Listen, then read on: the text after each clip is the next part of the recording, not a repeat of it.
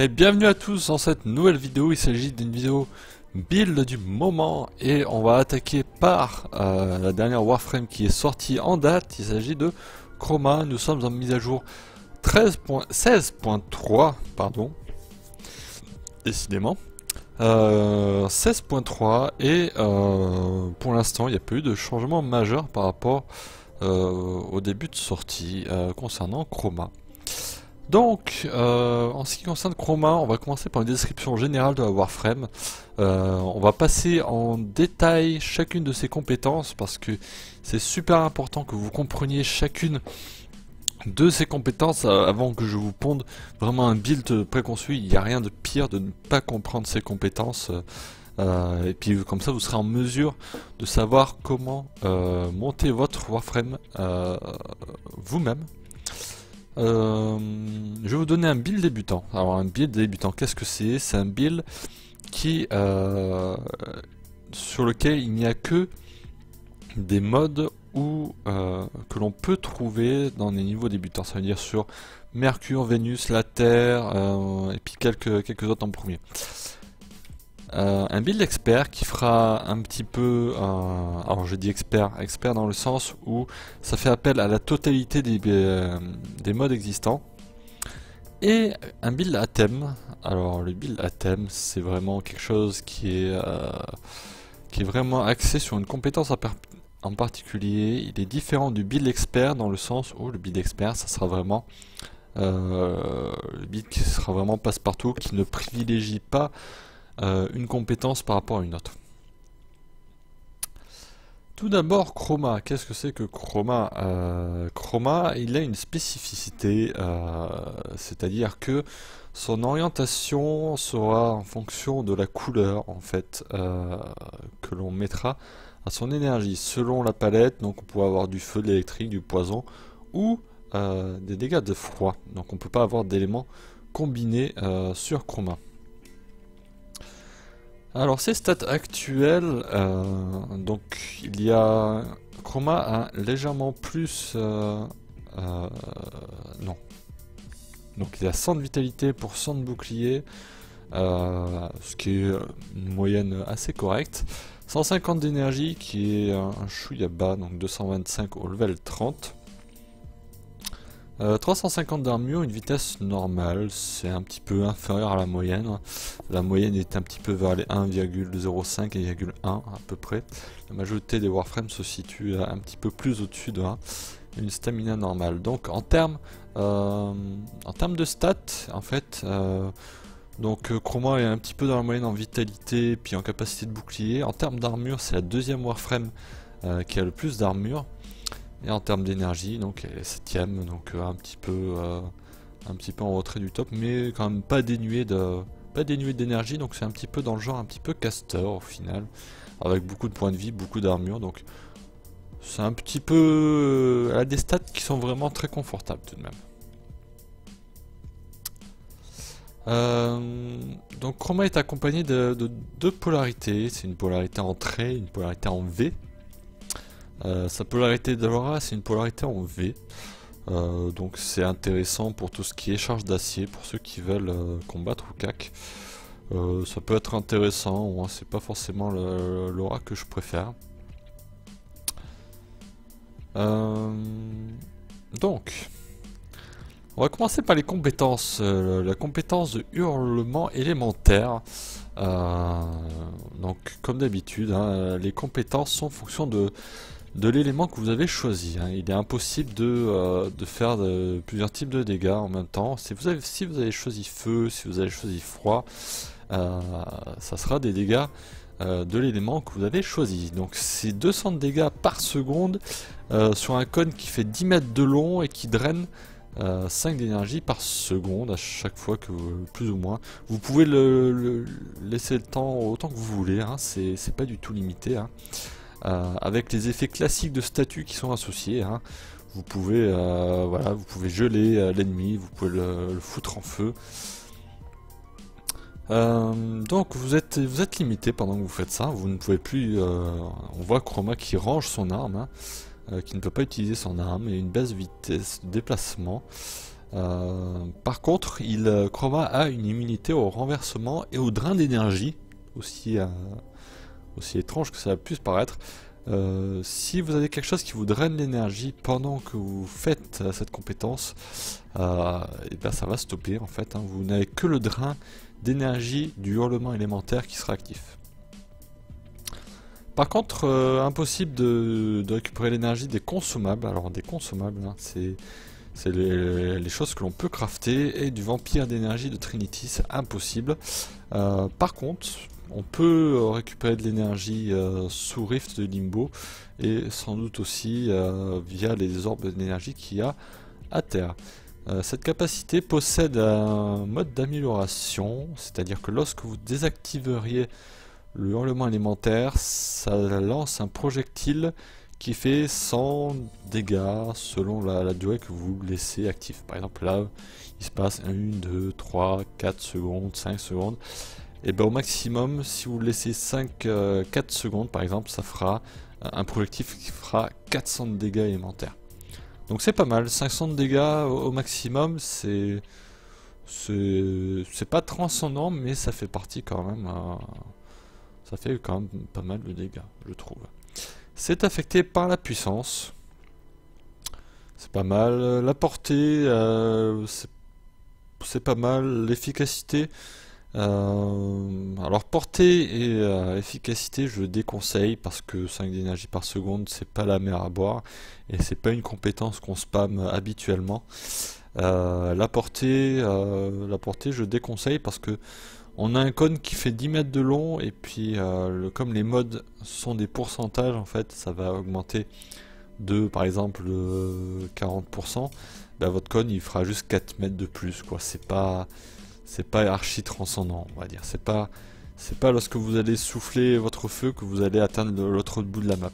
Vous pourrez pas espérer faire ça.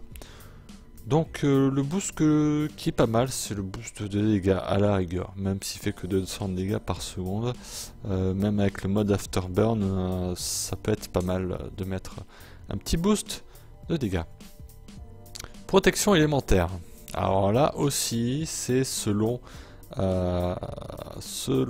l'élément que vous avez choisi. C'est un buff qui fait une durée de 25 secondes, qui a une portée de 12 mètres. Ça buff vos alliés. Et comme d'habitude, ça dépend. Alors là, c'est encore plus compliqué parce que ça dépend de l'élément que vous choisissez. Si vous choisissez le feu, vous aurez une aura de feu qui vous donne 200 PV max, qui fera 200 de dégâts de feu par seconde à tout ce qui vous entoure, avec 10% de chance de statut d'enflammer les ennemis, qui a une portée de 5 mètres, ce qui est très court et qui ne sera pas affecté par la portée. C'est-à-dire que ça sera 5 mètres, peu importe le nombre de modes de portée que vous mettrez. Par contre, c'est affecté par la puissance, chose qui serait peut-être un petit peu plus intéressante. Si vous choisissez une aura électrique, ça fera, vous gagnerez 100 de bouclier. Alors ça c'est un petit peu spécial, j'ai pas encore saisi exactement la mécanique. Ça absorbe les dégâts et ça les restitue à hauteur de 1000%, ça multiplie par 10 les dégâts accumulés et ça fait un petit arc électrique. Alors je crois qu'on va le voir après. On verra un petit coup de taser. Paf, un coup de taser, un autre coup de taser. Ça a 25% de chance de statut, ça a une portée de 12 mètres. La portée est affectée par les modes, donc ça c'est assez intéressant. On est à 12 mètres, c'est pas tellement haut, mais c'est pas mal. Et la puissance est aussi affectée, affecte les multiplicateurs. L'aura de poison, ça vous rajoutera de la stamina, donc votre petite barre verte. Ça vous offre aussi une réduction de 75% des coûts en stamina. Et vous avez 50% de chance de statut d'empoisonnement. Donc ça c'est beaucoup moins affecté par les... enfin il y a beaucoup moins de dégâts en fait au final hein, là-dedans. C'est plus quelque chose pour votre déplacement. Hein. Ça peut empoisonner mais bon c'est pas forcément transcendant. C'est affecté par la puissance. Et l'aura de froid pour terminer, ça vous rajoute 150 d'armure.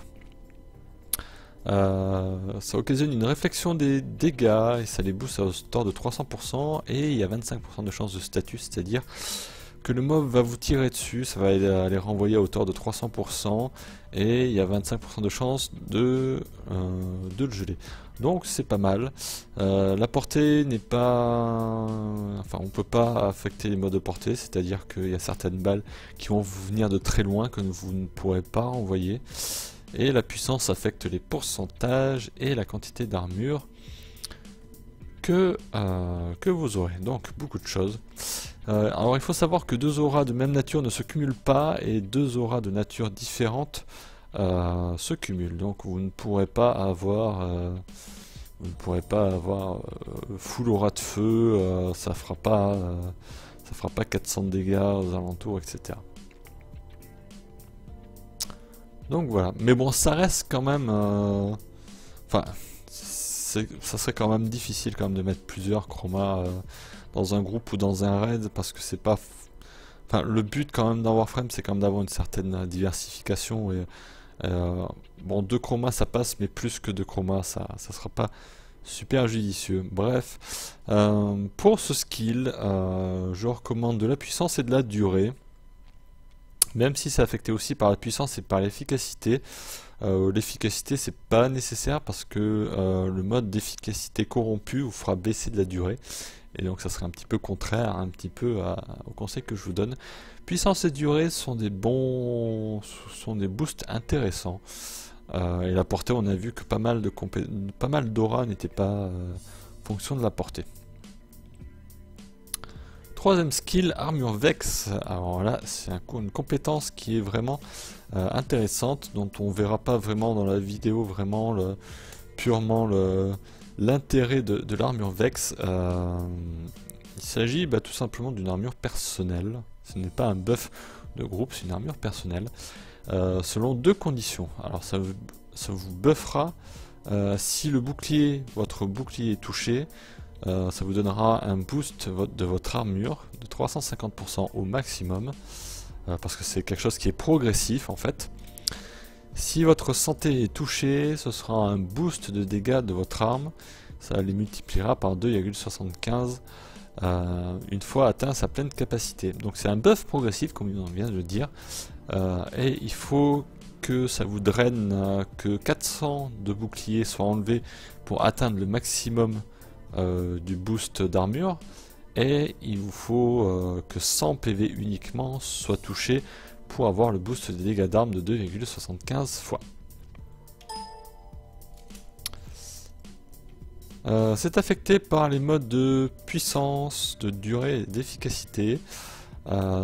Tous sont à peu près intéressants. L'efficacité, pas tellement le mode corrompu, mais avoir plus de durée et avoir plus de puissance, c'est intéressant parce que ça affecte directement les pourcentages qu'il y a marqués, et comme ce sont des pourcentages et des multiplicateurs qui sont déjà assez hauts de base, je recommande fortement de les booster. Effigie, alors effigie, c'est assez simple ma foi. Encore une fois, tout dépend, la couleur de votre effigie sera fonction de l'élément que vous aurez choisi, comme d'habitude. C'est une tourelle, ni plus ni moins. Une tourelle qui a 8000 PV, que l'on voit ici à l'écran dans la vidéo, qui fera 400 de dégâts selon le type d'énergie que vous aurez choisi. Ça sera des dégâts de froid, des dégâts de feu, des dégâts de poison, des dégâts d'électrique, avec 60% de chance sur les ennemis tués d'avoir 100% de crédit supplémentaire. Donc en gros, si vous récupérez par exemple 100 crédits par terre, si c'est l'effigie de Chroma qui l'a tué, vous en récupérez logiquement 200. Alors il faut savoir que, comme on l'a vu juste avant, l'effigie de Chroma lâche un rugissement à intervalles réguliers. C'est un rugissement qui a tendance à étourdir tout ce qu'il y a tout autour de lui. Donc là on va le revoir à l'instant. C'est ce rugissement là. Donc la portée d'action est d'environ 20 mètres. Donc c'est pas une portée bien transcendante, mais c'est pas si mal non plus. Il faut savoir que Chroma sous sa forme légère, donc une fois qu'il a lâché son effigie, donc visuellement vous le verrez, voilà, un petit peu plus léger, il a un petit peu moins d'armure. et il court plus vite, hein. Il a moins de choses sur lui, il va 20% plus vite.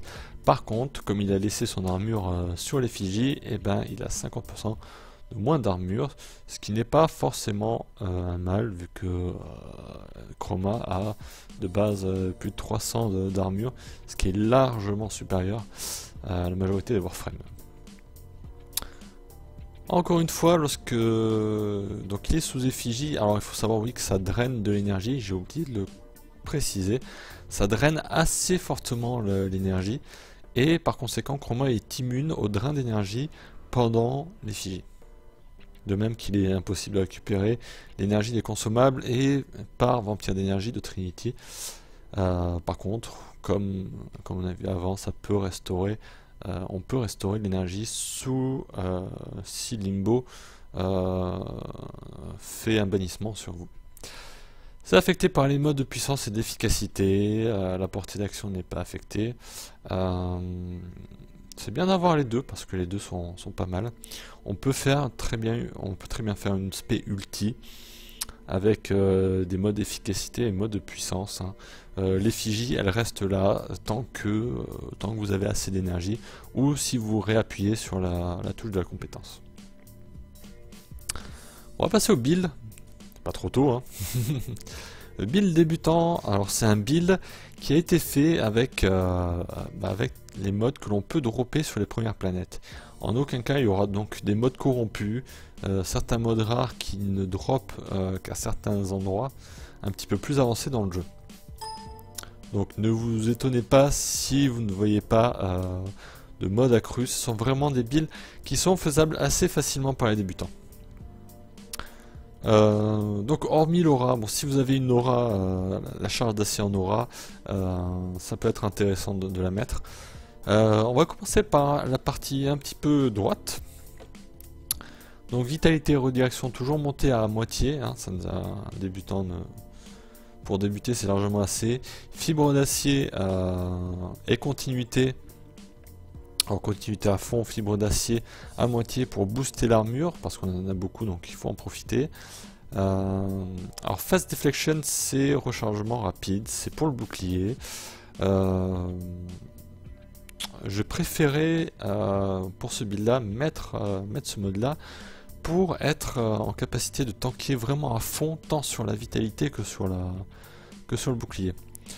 Donc voilà, rationalisation, streamline, c'est la même chose, c'est le nom du mode en anglais. Flow pour flux, intensify c'est intensifier, donc voilà. Voilà pour le build débutant. Le build expert, alors le build expert, j'ai choisi de vous montrer le build qui est quand même pas mal, c'est celui que le build effigie. Donc on garde la vitalité max, fibre d'acier max, la rationalisation, le flux. Si vous avez un flux accru, mettez-le, hein, il n'en sera que meilleur. Alors colère aveugle pour booster la puissance, intensifier pour continuer à booster la puissance des dégâts. Continuité, ça c'est pour l'armure Vex, c'est un petit peu pour un petit peu neutraliser l'effet d'expertise éphémère qui est le mode qui est juste à côté. Fleeting Expertise c'est pour vraiment baisser les coûts parce que colère aveugle ça booste énormément les coûts de mana. Et continuité ça permet de garder le skill numéro 3, l'armure Vex un petit peu plus longtemps que prévu. Donc voilà ce build là qui est vraiment assez passe-partout, qui est un petit peu plus orienté sur l'effigie que sur le buff que ce soit. Avec ce build là vous aurez beaucoup de puissance, puissance et efficacité, voilà. Vous aurez ces deux choses là, puissance et efficacité. On va passer sur le build à thème, que j'ai appelé le build Juggernaut. Il s'agit d'un build qui ne fait pas appel à l'effigie, qui ne fait pas vraiment appel aussi au buff et au souffle. Il fait appel à l'armure Vex, voilà. Il est là pour vraiment booster l'armure Vex. Donc, On a toujours la même ligne en haut presque. On a vitalité, fibre d'acier, rationalisation et expertise éphémère pour réduire à mort les coûts. Parce que ça va être augmenté à fond par colère aveugle. Donc on max un petit peu. Alors la durée elle sera peut-être un petit peu courte, mais on essaie de mettre un petit peu la continuité prime pour vraiment avoir l'armure Vex qui dure longtemps.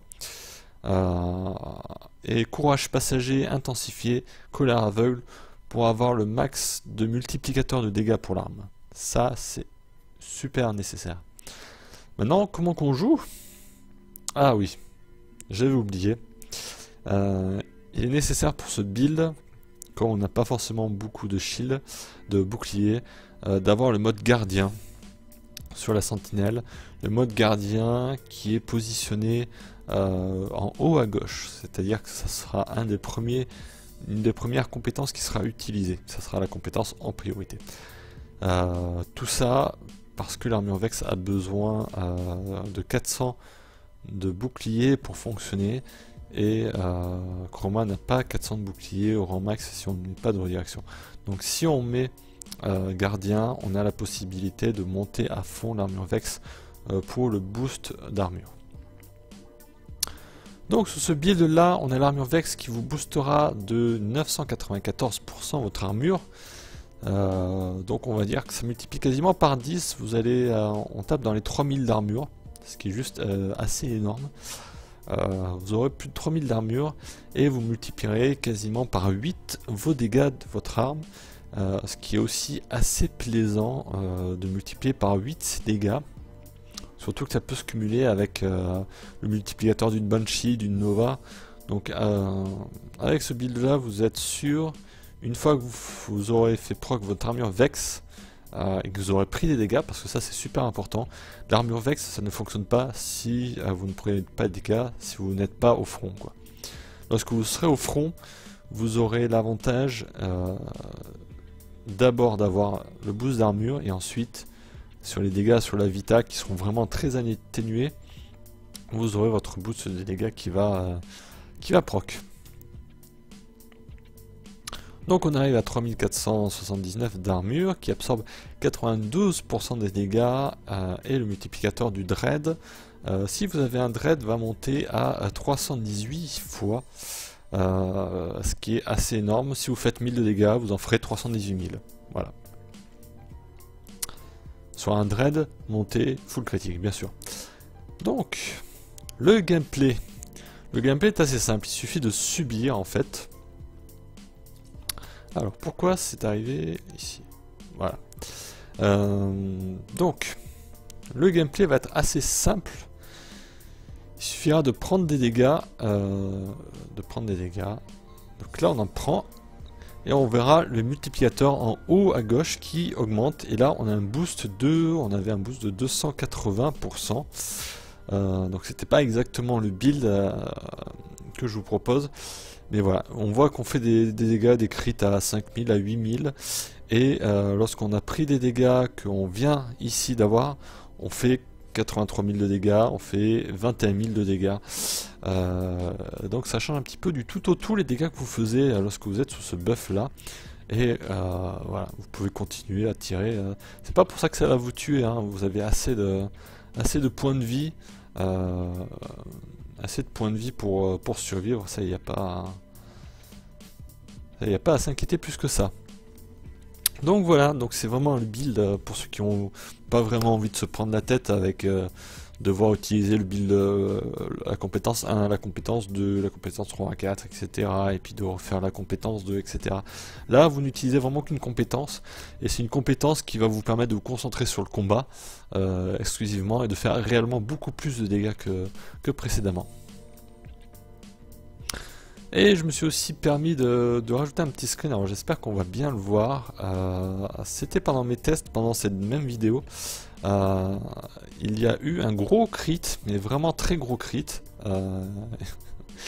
Il s'agit d'un crit rouge à 281 000 de dégâts, ce qui était beaucoup plus beaucoup plus fort que les dégâts critiques de l'arme qu'elle pouvait faire en théorie. Donc c'est pour vous montrer que le potentiel de booster l'armure Vex, ça vous donnera vraiment pleine satisfaction, j'ai envie de dire, pour peu que vous ayez aimé les chiffres à rallonge. Là il m'a pas fallu grand chose pour faire pop un 280 000 de dégâts. En tout cas, merci à vous d'avoir suivi cette vidéo. N'hésitez pas à la commenter, à vous poser vos questions sur Chroma. Donc pas poser des questions sur un autre sujet, bien sûr.